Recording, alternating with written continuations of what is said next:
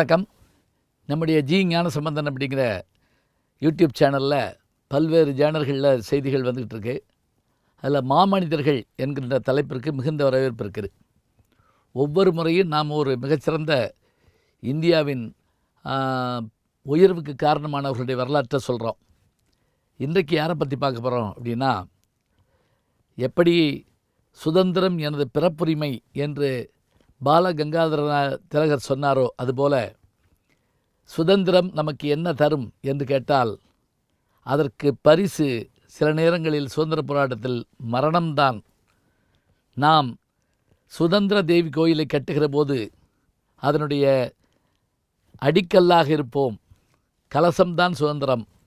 அடிக்கல் ஒருபோதும் கலசத்தை பார்க்க முடியாது. நாம் சுதந்திரத்தை பார்க்காமல் போகலாம், ஆனால் நாம் சன்னதிகள் பார்ப்பார்கள், அவர்கள் அனுபவிப்பார்கள்.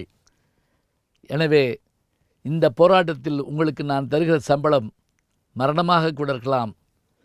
வீரமுள்ளவர்கள் வாருங்கள் என்று வீரம் முழக்கமிட்டு ஆங்கில அரசை அயலகத்திலிருந்து படைகளை திரட்டி வெற்றி கொள்ள வேண்டும் என்று ஒரு புதிய யுக்தியை வகுத்து கொடுத்தவர் யார் என்று கேட்டால் நேதாஜி சுபாஷ் சந்திர போஸ் என்ற மாமனிதர் தான்.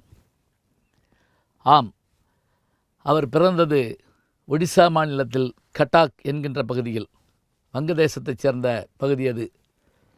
1897 ஜானகிநாத் போஸ் பிரபாவதி தேவி தம்பதியினுடைய மகனாக இவர் பிறக்கிறார்.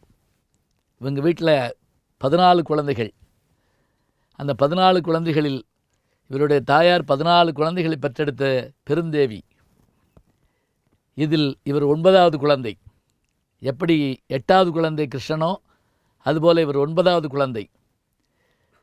இந்த அம்மையாருடைய பெருமுயற்சி தான் இவரை பெருவீரராக மாற்றியது. இவர்களுடைய தலைமுறையை பற்றி பார்ப்பதாக இருந்தால், ஜானகிநாத் போஸ் அவர்களுடைய மூதாதையர்கள் 27 தலைமுறைகளாக அந்த ஒடிசா மாநிலத்திலே இருந்த அரசாங்கத்தின் படைத்தளபதிகளாக, நிதி பொறுப்பினுடைய தன்மையை ஏற்றவர்களாக அவர்கள் பதவி வைத்து வந்த குடும்பத்தைச் சேர்ந்தவர்கள். இவருடைய தாயார் பிரபு வம்சத்தைச் சேர்ந்த பெரும் செல்வ சீமாட்டி. இந்த வழியிலே வந்தவர்தான் நேதாஜி சுபாஷ் சந்திர போஸ் அவர்கள். வீடு முழுவதும் குழந்தைகள், உறவினர்கள், நண்பர்கள் என்று வாழ்கிற குடும்பம். இவர் தன்னுடைய பள்ளி படிப்பை முடித்த பிறகு கல்கத்தாவிலே கல்லூரியிலே சென்று படிக்கத் தொடங்குகிறார். அப்படி கல்லூரியிலே படித்த போது அங்கு ஒரு ஆங்கிலேயர் பாடம் நடத்துகிற போதெல்லாம் இந்தியர்களை அவமதித்து பேசுவாராம். அப்போது கல்லூரி மாணவராக இருந்த சுபாஷ் சந்திர போஸ் அவர்கள் எழுந்து, நீங்கள் வாங்குவது இந்திய சம்பளம், வசிப்பது இந்தியாவில், எங்கள் வரிப்பணத்தில் சம்பளம் பெற்றுக்கொண்டு எங்களை தாழ்வாக பேச உங்களுக்கு உரிமை இல்லை என்று சொன்னதனால் இவர் அந்த கல்லூரியிலிருந்து விலக்கப்பட்டார். ஆனாலும் அவருடைய தந்தையாருடைய முயற்சியின் காரணமாக அடுத்த ஒரு கல்லூரியிலே அவர் பயின்றார், பட்டம் பெற்றார். பிறகு என்ன வாழ்க்கையிலே எந்த துறையை தேர்ந்தெடுப்பது என்று தன் தாயாருடன் விவாதித்து கொண்டிருந்தார். அப்போது போஸ் அவர்களுக்கு ஒரு யோசனை தோன்றியது.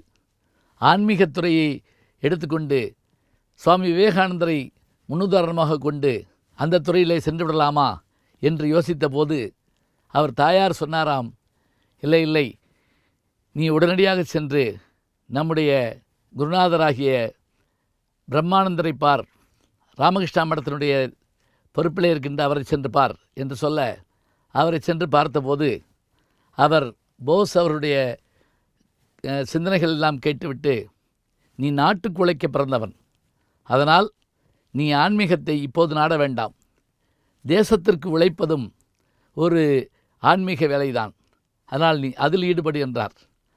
சரி என்று அதை ஏற்றுக்கொண்டு தன் தாயாரின் அனுமதியோடு அந்த வேலைகளில் அவர் செயல்படத் தொடங்கினார். அப்போது சித்தரஞ்சன் தாஸ் என்கின்ற CR தாஸ் அவர்களுடைய அந்த காங்கிரஸில் பொறுப்பில் இருந்த அவருடைய எழுத்துக்களும் பேச்சும் இளைஞராக இருந்த போஸ் அவர்களை பெரிதும் கவர்ந்தன. அவரிடத்தில் சென்று பணியில் அமர்ந்தார். அப்போது சுபாஷ் சந்திர போஸ் அவர்களுடைய தந்தையார், நேதாஜி அவர்களுடைய தந்தையார் என்ன செய்தார் என்றால், இவரை மேலும் படிக்க வைக்க வேண்டும், அரசியலிலேயே இவருடைய பொழுது போய்விடக்கூடாது என்பதற்காக லண்டனில் சென்று ஐசிஎஸ் படிக்க வைத்தார். லண்டனில் சென்று ஆக்ஸ்போர்ட் பல்கலைக்கழகத்தில் சேர்ந்து படித்தார். அதில் மிக அற்புதமாக படித்து இந்திய மாணவர்களிலேயே 4வது மாணவராக மிகச்சிறந்த முறையில் தேர்வு பெற்றார். ஆனால் அவர் ஐசிஎஸ் பதவியிலே பதவியேற்க வந்தபோது அங்கு நடந்த நிகழ்ச்சி ஒன்று நம்மை வியப்பில் ஆழ்த்துகிறது இன்றைக்கும். அது என்ன தெரியுமா?